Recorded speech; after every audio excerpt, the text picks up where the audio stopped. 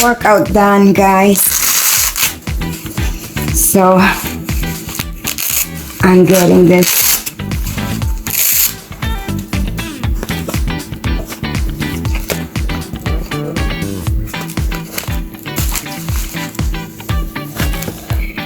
So right now, guys, iniinom ko to yung aminos with creatine plus HMB.